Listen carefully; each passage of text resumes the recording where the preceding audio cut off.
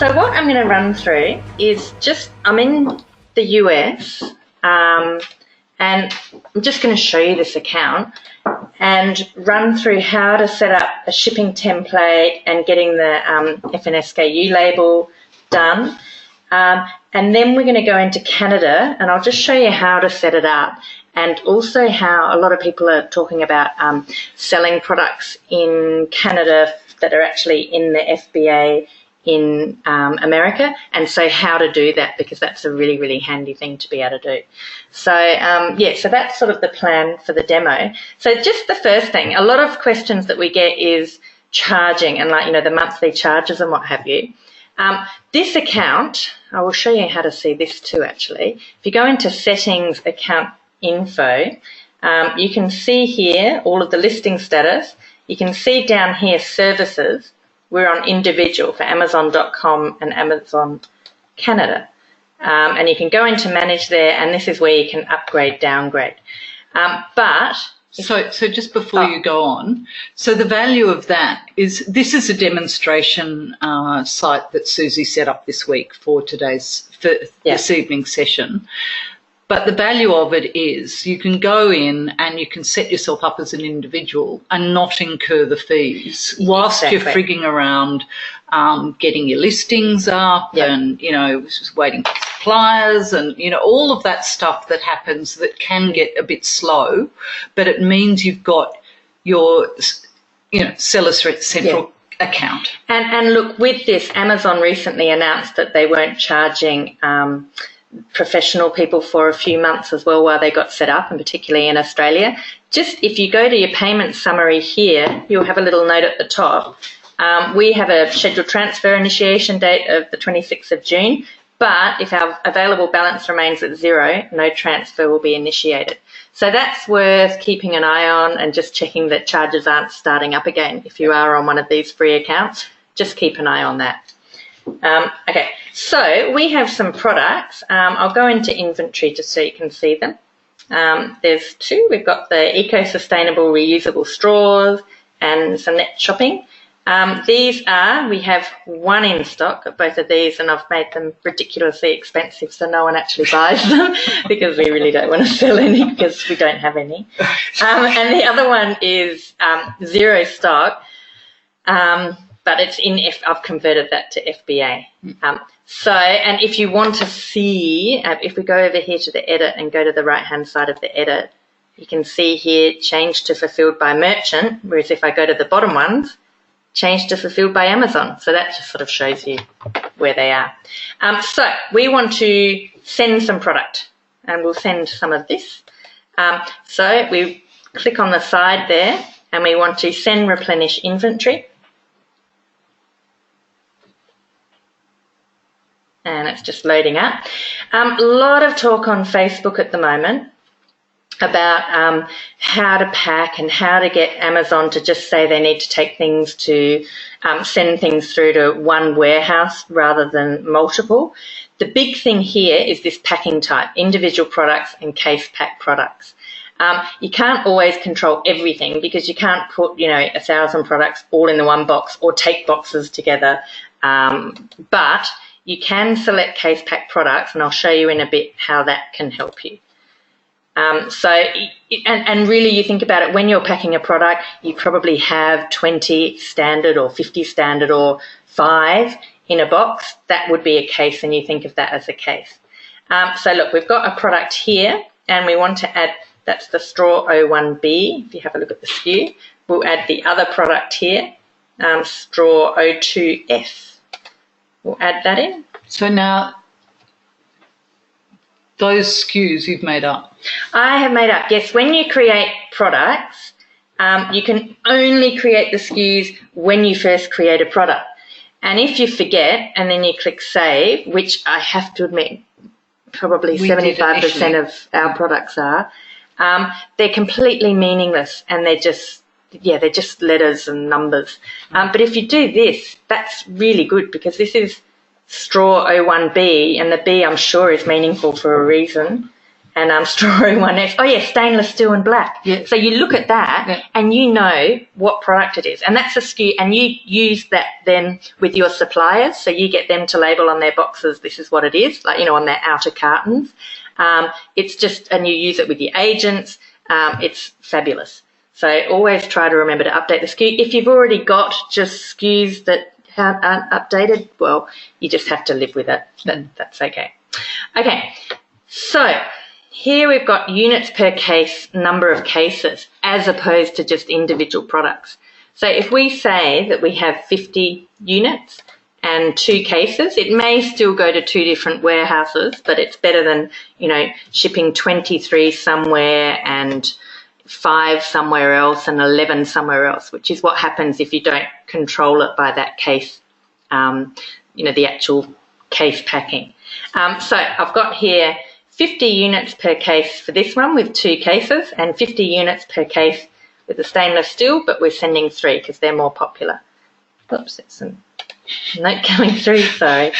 And okay, so we've got 250 units that we're sending through, and we'll just move on. Now, prep guidance, what are we going to do? This is just if you have, basically if you select fragile glass or whatever, you're going to have to provide, it'll basically run through everything you need for that. Generally speaking, when you get to this point, you've sort of covered all of that off. You can click that and it will tell you what you need to make sure you cover for baby products or sharp things. But go away, Shane. But yes, so we're saying no prep needed, and also that the merchant has to do the prep. I know you still have to select that. Okay, so we've got our labels. We're happy with that. Move on, validating the plan. Here we are creating, this is when we actually get to save this shipping plan. So it's important here, rather than just saving that, to give it a meaningful name. So we're going to say straws, black and stainless steel,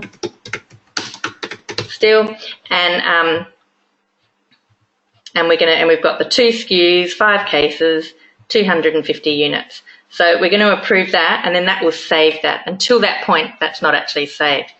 So, yeah, get it to the point that it's saved. And now we will work on the shipment, and it will tell us where they're all being shipped. So we have here, actually, it's being shipped to one place. Isn't that fabulous? That's lucky. Last time it didn't. Now, here we've got the shipping service, small parcel delivery. What you will do, shipping from China or shipping from Australia, or even in Australia, is pick the other carrier down here. And the reason for that is, look, because it's coming in from, you know, outside of America.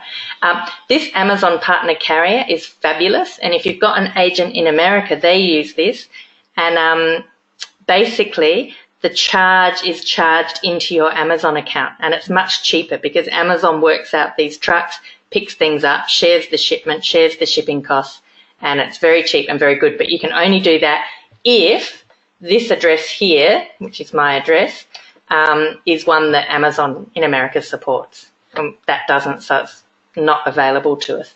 So we're just going other. And, you know, I'd even go other even if we ended up using one of them. Okay, how will this shipment be packed?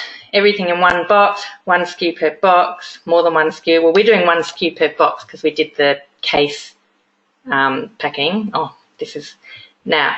So we've got units per box configuration, and you notice this is all actually different. Like, I mean, we did the case packed at the beginning and we specified it, and now we actually need to specify, well, what's really in the boxes. So, yeah, it's interesting that they asked that twice. Anyway, so I'm saying there are 50 in this box and there are 2 boxes. There's 50 in this one. Actually, I just realised a reason for that is because you can have multiple cases in a box, I suppose. Anyway, you don't need to enter the weight and the box dimensions. They just ask it, and I guess you can enter it if you feel like being nice. But it really doesn't matter. And then just you need to save that there and just confirm it. So now we've got here 5 boxes. So in the shipping labels, we've got here print box labels. I'll just click on that. And you can see here we've got 5 shipping labels. Now, you'll notice on these, down the bottom, single SKU, that's because we said 1 SKU per box. And we've got the SKU number and the quantity. If you were doing this in Australia, shipping to Australia, they don't actually have the SKU on them. So box 1, 2, 3, 4, 5 isn't actually very important. You can just juggle them up because they don't know. It just says mixed SKU. But yeah, in America, you've got to get the right box for the right label. Okay, and so then we're happy with that. We'll complete the shipment. And once you mark it as, or once you actually ship them, you can go here, marked as shipped, and click that. And that is then marked as shipped. Now, when you get the tracking number, you can enter it in here. You don't have to. That's actually just more for your reference than anything else. And if you ever need to, if you go in to manage FBA shipments, which is under inventory, you'll see it here, straws, black and stainless steel, and it shows as shipped, and there's 250 units. And you can click on the track shipment, and then click on shipment contents just to see, oh yeah, that's right, that's what I'm sending. And the other place that you can see where you're sending them, if you go into, not there, if you go into manage FBA inventory, it's not showing up just yet. This is an old one that I did as a demo, but it will show up as inbound, and that 150 and 100 will show up here. And then when they arrive, they'll go over to reserved, and then very quickly they'll go into available, which is when you start selling. So yeah, so that's basically how you go about setting up a shipping template and getting your products to Amazon. Hey, thanks so much for watching that video, and I hope that you got some massive value from it. Before you go, do you live in Australia? If you do, this is for you. Would you like to learn how to sell things on Amazon here in Australia? Would you like to know what sells really, really well and what sells for the maximum amount of profit? Would you like to know where you can source those products from, whether that be in China or here in Australia, and how to source them so you pay bottom dollar and get maximum value for what you're doing? If you do, please subscribe to my channel and like this video, and you'll learn that and much more. It's the exact same information that people like Jeff from New South Wales have used to make $45,000 a month on Amazon, that Sue, who's from the sunny coast, has used to purchase herself a brand spankly BMW every single year as a result of her e-commerce business, and the lovely Kate from Bowral in New South Wales has used to make $32,000 a year on, a month, not a year, a month on Amazon, and indeed Anthony, who makes $15,000 a month on Amazon, selling, as he puts it, odds and sods. If you'd like to learn the exact same information that they use to maximize their profits for their Amazon businesses, subscribe to this video, like my channel, post below if you want me to teach you something. Okay, I'm out of here. Speak to you soon. Bye. Subscribe. Do it now.